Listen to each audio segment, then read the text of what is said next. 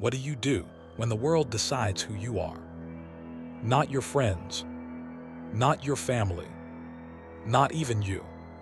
The world, the headlines, the timelines, the comments, the noise. What do you do when millions of people wake up one day and agree on something about you? Something you didn't choose, something you didn't say, something you can't control. Do you fight it?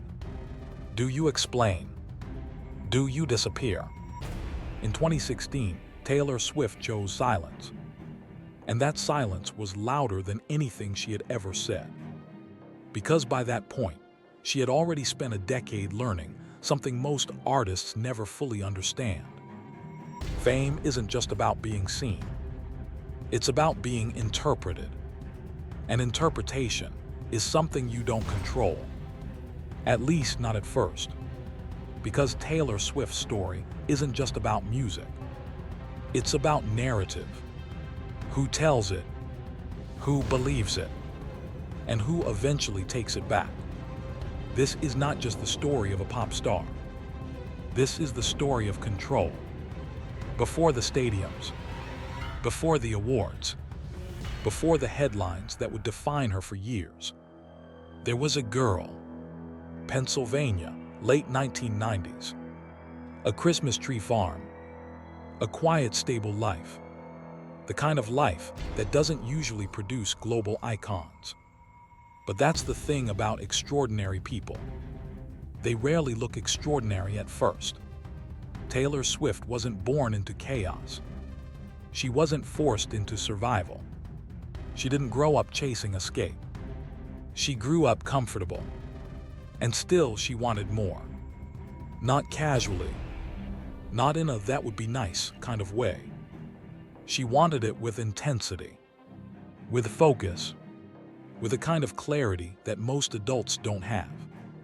She didn't just like performing. She needed it. Musical theater became her first language. Stages became familiar. Applause became addictive. But something about it wasn't enough. Because acting meant saying someone else's words. And Taylor Swift didn't want to repeat stories. She wanted to tell her own. That shift, small at first, changed everything. Around age 10, she discovered country music. And more importantly, she discovered storytelling through music. Songs that didn't hide behind metaphor. Songs that spoke directly. Songs that said exactly what they meant. That was the moment. Not fame. Not opportunity. Clarity. She didn't want to just perform. She wanted to write. And once she decided that, she didn't treat it like a hobby. She treated it like a job. She practiced daily. She wrote constantly. She learned guitar not because it was fun, but because it was necessary. And by 12 years old, she had something most people never develop. A body of work. Not perfect, not polished, but real. And that's when the difference appeared. Most kids dream. Very few commit. Taylor Swift committed. The first trips to Nashville didn't look like destiny. They looked like rejection. Office after office. Meeting after meeting. A young girl walking into rooms filled with adults who had seen hundreds of kids just like her. And saying, "Listen to me." And hearing, "No," over and over and over again. But rejection only works if you interpret it as failure. Taylor interpreted it differently. She treated it like information. She observed something most people would miss. Everyone else was doing the same thing. Singing covers, copying styles, trying to fit in. So she made a decision. She wouldn't compete. She would differentiate. She would write everything herself. That wasn't the easy path. It was the hardest one. Because writing exposes you. It removes the safety of imitation. It forces originality. And originality is risky, but it's also powerful. At 13, she wasn't just another kid trying to get signed.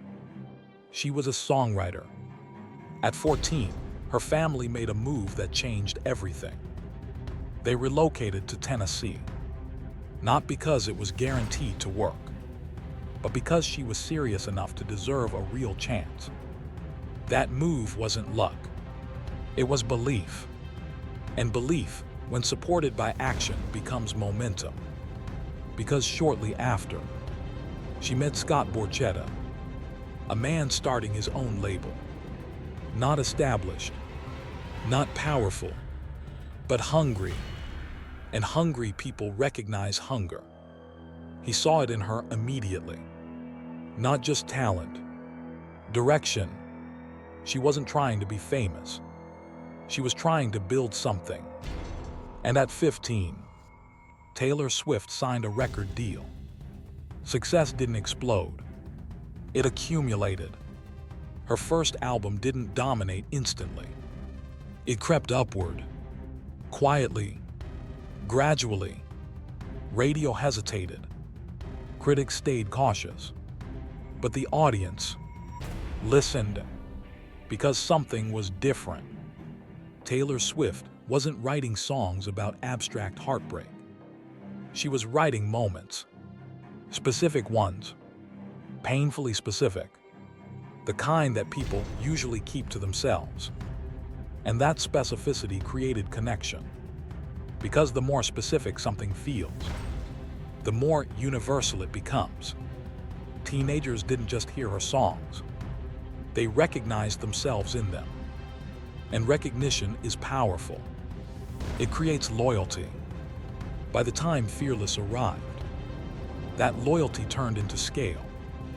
Love Story wasn't just a song. It was a bridge between country and pop, between niche and mainstream. You Belong With Me wasn't just relatable. It was defining. It told a story millions had lived, but never heard expressed that clearly. And suddenly, Taylor Swift wasn't just rising. She was leading. At 20 years old, she became the youngest artist to win Album of the Year. And at that moment, everything looked perfect. But perfection is fragile, because success doesn't just bring attention. It brings scrutiny. And scrutiny always finds something to question. The question started quietly, too quietly to notice at first. Is she really writing these songs? Is she really that nice? Why does she always write about relationships? Individually, they were small. Together, they formed something bigger. A narrative. And narratives don't need to be true. They just need to be repeated.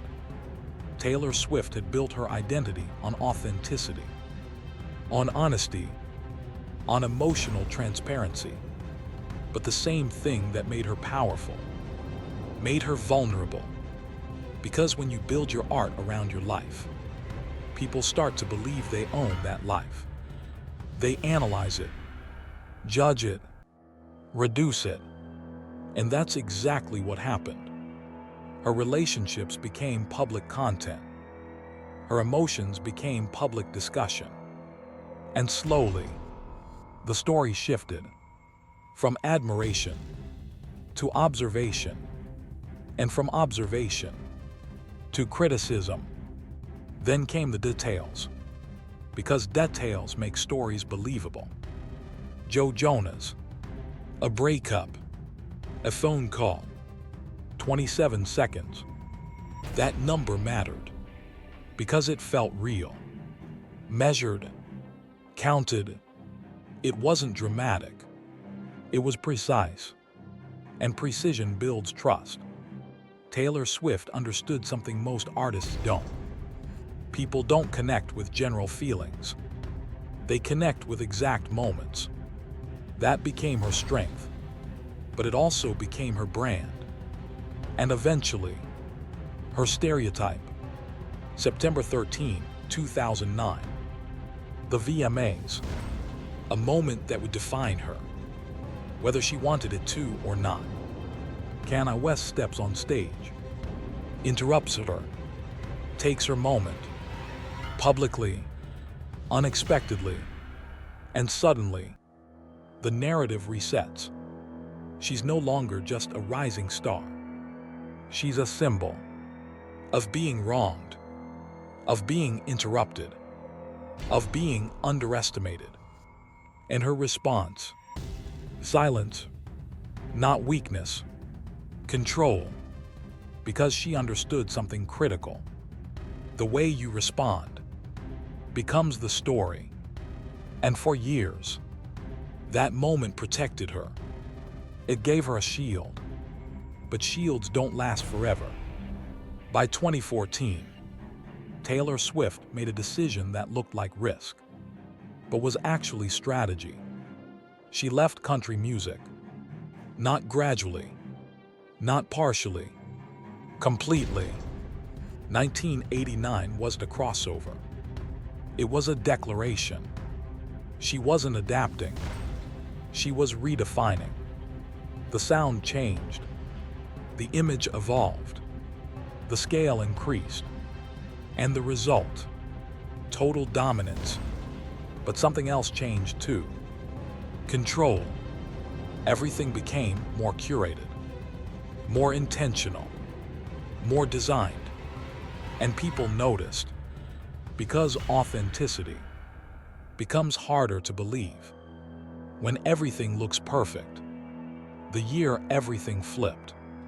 A song, a disagreement, a video, a narrative, and suddenly, Taylor Swift wasn't the victim.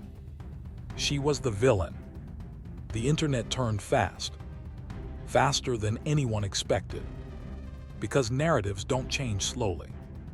They snap, and when they snap, they take everything with them. For the first time, she lost control. And when you lose control of your story, you only have two options: fight it publicly or disappear. She disappeared. Silence isn't weakness. Not always. Sometimes, it's preparation. For 6 months, nothing. No posts. No interviews. No explanations. And in a world addicted to constant visibility, that absence became powerful because people filled it with theories, with assumptions, with curiosity. And curiosity builds anticipation. When she came back, she didn't deny the narrative. She didn't fight it. She absorbed it and flipped it. The snake became her symbol.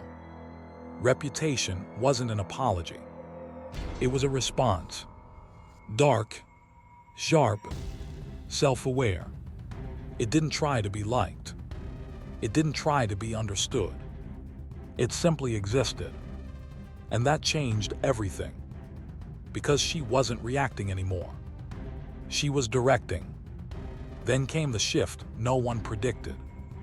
Not louder, quieter, private, focused. Her relationship with Joe Alwyn stayed hidden. Not secret, protected. And that protection created something new. Stability. And from that stability came some of her most respected work. Folklore, Evermore. Music that didn't rely on spectacle, just storytelling. Again, but this time, refined, mature, intentional. It proved something critical. She didn't need chaos to create greatness. Then came ownership, or rather, the lack of it. Her masters were sold, and instead of accepting it, she did something unprecedented. She recreated her past, on her terms, not emotionally, strategically. Re-recording wasn't revenge. It was leverage. And it worked, because she didn't just reclaim her music. She changed the industry. The Eras Tour. Not a concert. A statement. A timeline. A celebration of everything she had built. And it didn't just break records. It rewrote them. Because at this point, Taylor Swift wasn't just participating in culture. She was shaping it. Cities changed when she arrived. Economies shifted. Entire industries adapted. That level of influence is rare and difficult to maintain. With power comes scrutiny. Different kind this time. Not about authenticity, about responsibility. Private jets, fan culture, public influence. Because when you reach a certain level, you're no longer just an artist. You're an ecosystem. And ecosystems affect everything around them. Why does she connect so deeply? It's not just the music. It's the precision. The ability to take something ordinary and describe it in a way that feels personal. A breakup, a memory, a moment, and turn it into something permanent. Because at the core of everything, she never stopped doing the same thing. Writing. So what remains? Not the controversies, not the headlines, not the arguments. Those fade. They always do.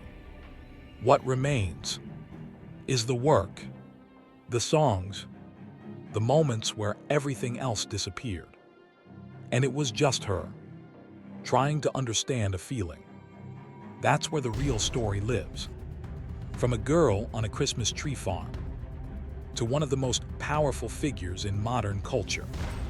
The path looks complex, but the core is simple.